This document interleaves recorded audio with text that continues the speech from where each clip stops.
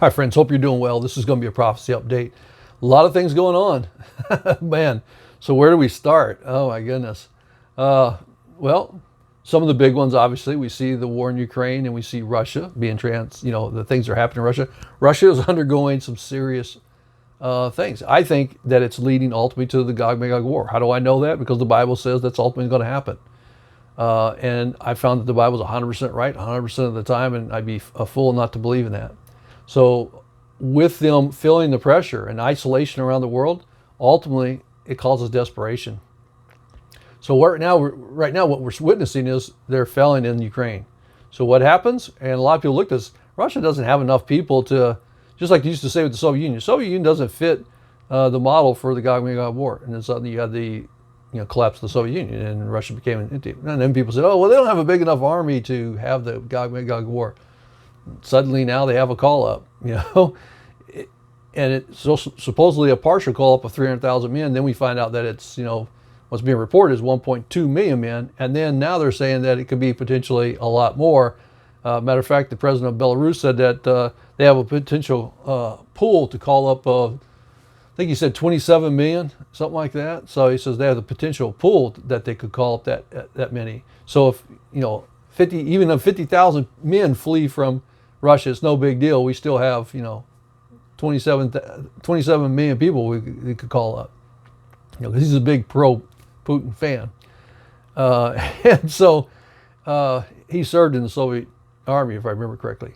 So he's a big fan of that, And you got to remember that's interesting because it falls perfectly in line with the Gog-Magog war advance as we would see it. And it just so happens there's a lot of chaotic stuff happening in Iran right now too as well, which we'll get into.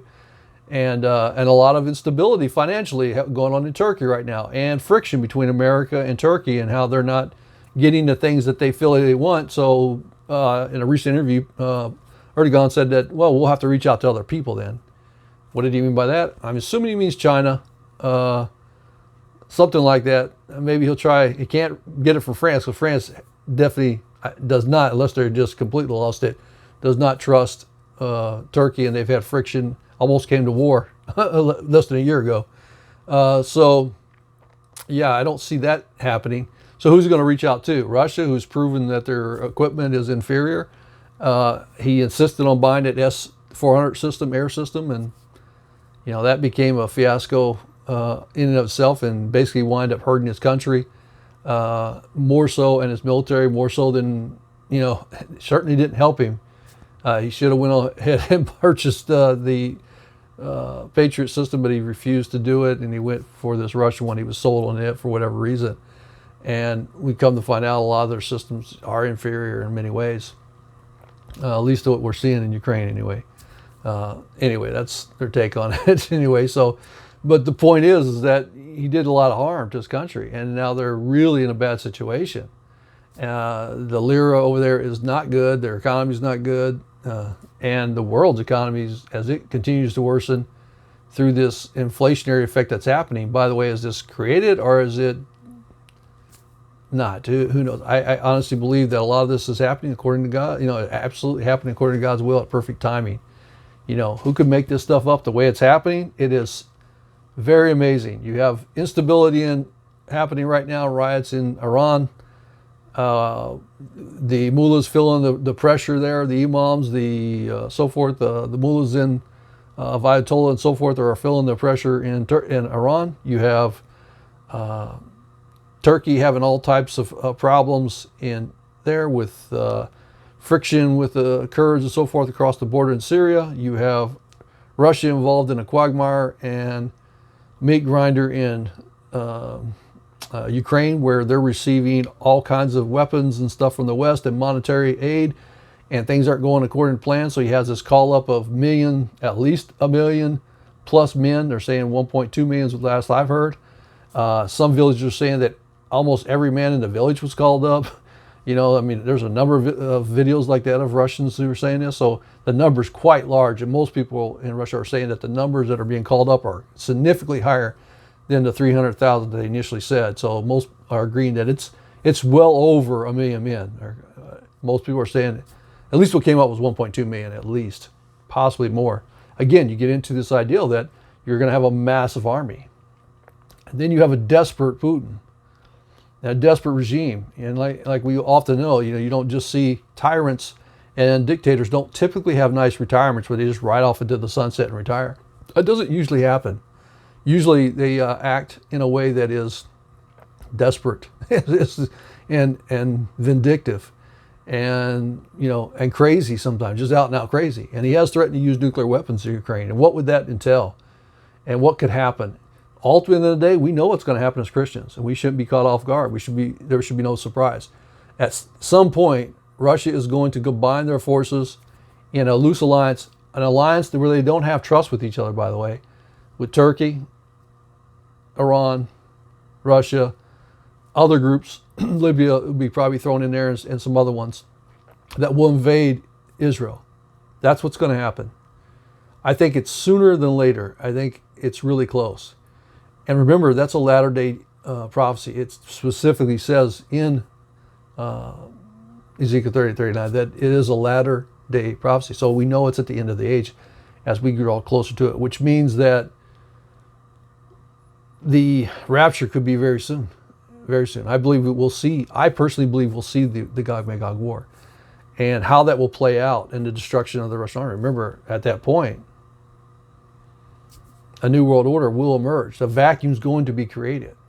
And that vacuum will be filled by ultimately a two-state solution, a dividing of the land, according to Joel chapter 3 of the prophet Joel, a very obscure prophecy book, but it's there.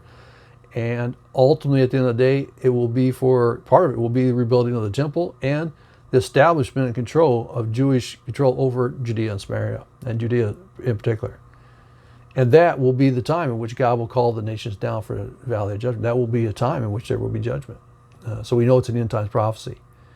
And at the same time, we sense that those things are ready to happen because there is a Abraham Peace Accords that just so happens to be going on at the same time when all these Arab groups are joining in. And there's talk right now of Saudi Arabia saying that they're wanting to have normalization with Israel. They came right out and said it.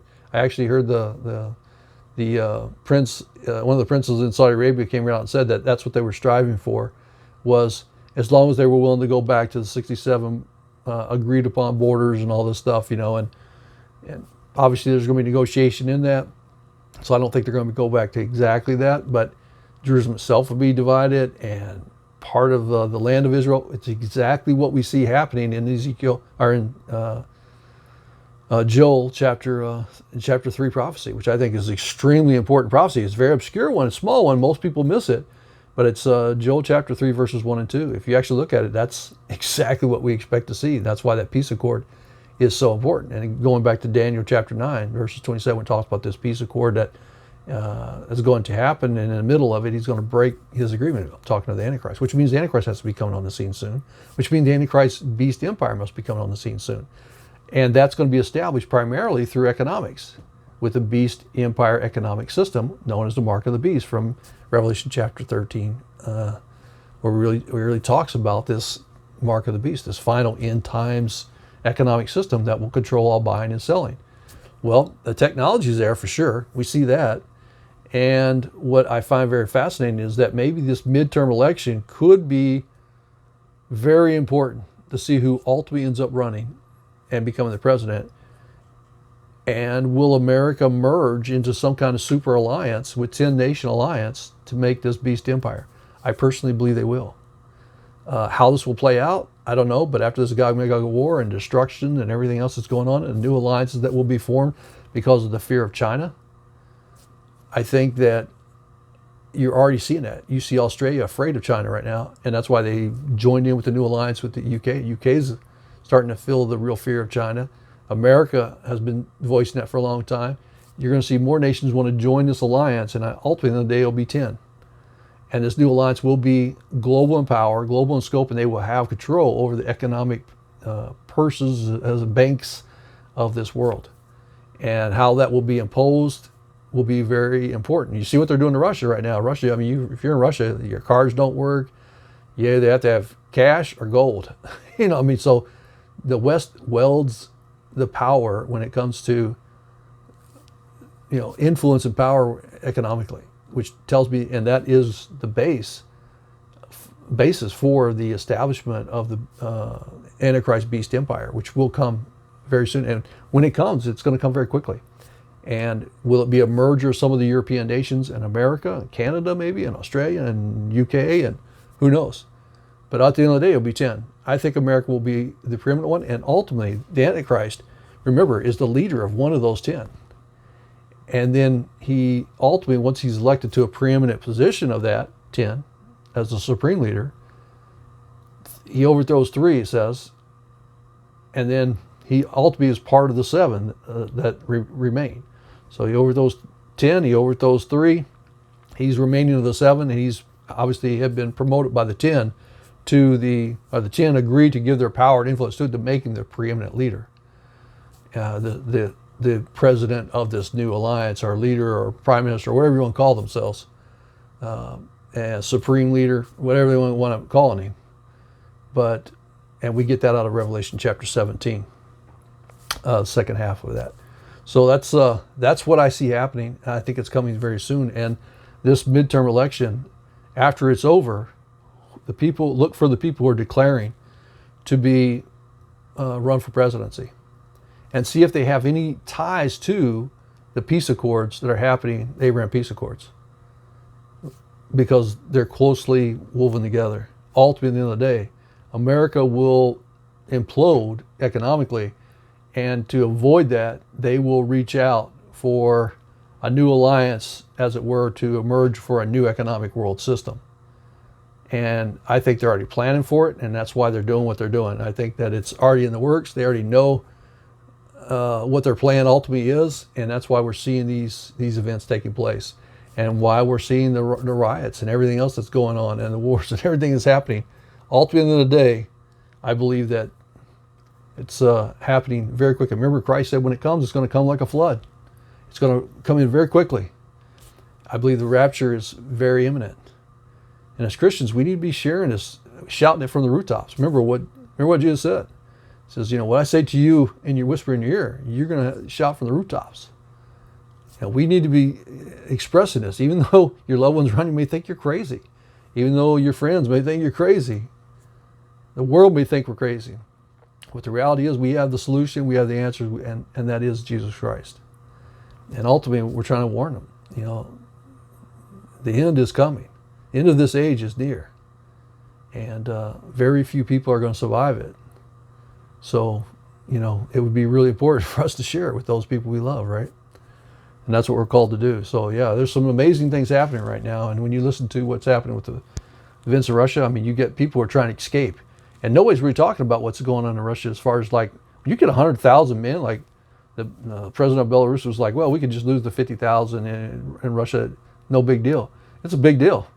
You imagine 50,000 men, working age men, typically in the primary ages, let's say between whatever, that are leaving, that say probably in their 20s, they're leaving. That's a lot of the people who hold do the truck driving, do the plowing, do the, the labor, the work in the construction industry. That a lot of those people are going to leave and have left Russia. So it creates a vacuum now where you got, okay, well, who's going to pick up their trash? Who's going to build the infrastructure? Who's going to be these people who were working in high tech and don't want to go off to some war, and so they leave. It's going to have a dramatic effect on Russia. And if Russia continues to be impacted financially, this is going to impact them for, many, many years to come. Putin understands that. Desperation will set in as more and more Russians are waking up and realizing their life is being dramatically impacted. Prices are increasing. Commodities are getting harder to get. Jobs are harder to find. Their life is being turned upside down, and now they're being told to go fight in some war that they don't agree with, a very unpopular war, and potentially they're going to be killed. They basically believe that they're cannon fodder.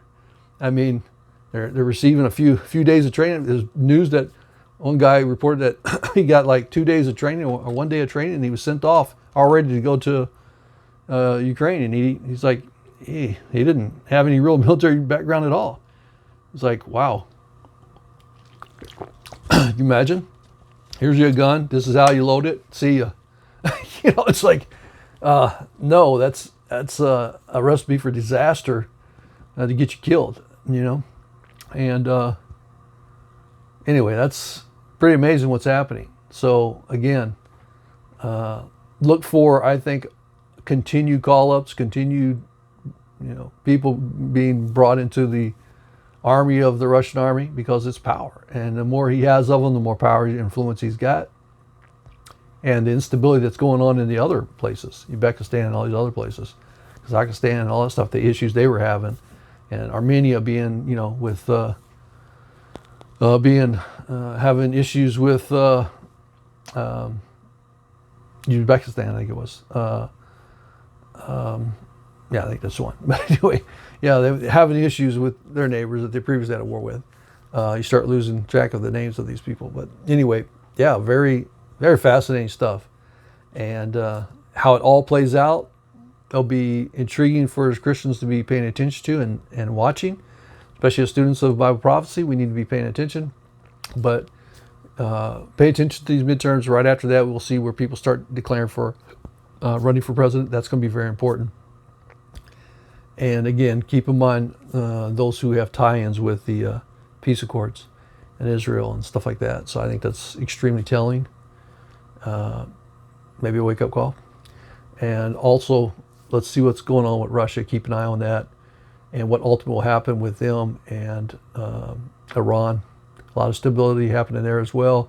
Desperation could set in with the mullahs there and the ayatollahs. And, if they see that, things are getting out of control, desperation can reach, where they do something that could create an event that would lead to ultimately that Gog-Magog war. What that event is, we don't know, but keep that in mind with Iran. They could do something. Maybe they got a nuclear bomb. Maybe they would set it off in Syria and blame it on Israel and force Russia's hand.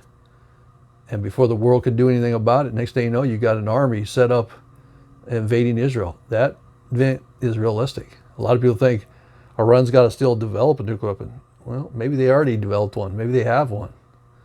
And they just have to set it off in, let's say, Damascus. Wouldn't that fit Isaiah 17 prophecy? And wouldn't that then, if they then called out and created this event and said, hey, it was done by Israel, and before the world could ever investigate or do anything, you suddenly have this multi-million man army of Russia convinced that they need to do something which would be in their interest to go south, because who are they going to trade with? They can't trade with anybody in Europe, and they can't trade with America and Canada. Who can they trade with? Brazil? I mean, they really can't trade with anyone. And to the east, you got China, you got, there's nobody really out there. So who are you going to trade with? There's only one place, and that's south.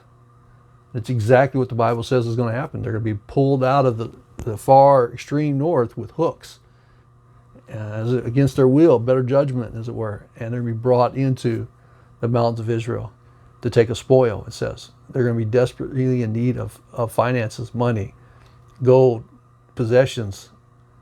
And that's why they come into Israel. And you can see that now with what's going on in Russia, couldn't you? Very fascinating. So keep looking up. Be ready. Times are exploding in prophecy around us if you're paying attention. Keep your eye on Russia, on Iran too. Iran could be behind that. Remember those explosions that happened in Beirut, and how what took place there? You could easily see where something could happen dramatic in Syria as well, and blamed on Israel. And Israel would become ostracized by the world because because the world would believe it. They hate Israel anyway. Most of the world. All of the Islamic world. I think there's 57, 58 Islamic nations out there. They would all immediately go to the UN and agree with that was their fault before any evidence was ever brought to bear. And you could see where that would be potentially something that Iran would do. Out of an act of desperation. They have their special forces there, as it were, So you could see where that could take place. Interesting times So be ready, be looking up, and keep your eye on what's happening in Russia. Keep your eye on what's happening in Iran, Turkey, Israel, obviously, the Temple Mount, what's happening there. They were just fighting on the Temple Mount again. It's going to be part of that peace accord. The Arab movement to reestablish relations with Israel, that's an essential part of the peace accords. And keep your eye on that, because that's a key one of Daniel chapter 9, verse 27, where it talks about that peace accord that would be established, confirmed by the Antichrist, which means he has to be in power. And that's why I think the election that's coming up very soon is important. And who ultimately will announce for running for president, we need to keep an eye on that. Very important. Anyway, that's my take on what's happening right now. I hope that helps you in some small way, for us to be, aware, looking, and realize that, the end is near, that Christ is coming for us, and that the rapture is not far away. Stay firm in the faith, trust in the Lord. Just walk by faith, not by sight, and just trust Him. And share it with all the people around you. Share the good news with people who are willing to listen. People get caught up in this world, man, and they don't want to listen. They don't want to hear. But the reality is that, Christ is coming back soon for His church. The tribulation is going to come. And, at least half, if not more, of mankind will not survive those 7 years of tribulation. That's a reality. You don't want to go into tribulation if you don't have to. And, if you think about that, if you really love and care about people, remember, half the world is, at least half the world, maybe more. Depending on how you do the figure counting of when it talks about the number killed. It could be even as 2/3. Some people put even higher on those judgments that are poured out. I mean, you're talking about at least somewhere in the neighborhood of 4 billion people being killed, maybe more. Maybe as high as 6 billion. I mean, you imagine it's 6 out of every 8 people, being killed. My goodness, could you imagine? 3 out of every 4. And I don't want to do it. Or, my goodness, could you imagine? Anyway, yeah, it can be kind of scary when you think about it in those terms, but it should be. It should be eye-opening for us to be motivated to go out and share the good news with those around us, and to be willing to, tell your family, even though they may not, want to hear it. Maybe you're doing it out of love, and that's the main thing you want to remember. So anyway, God bless you. Keep looking up, and we'll see you next time.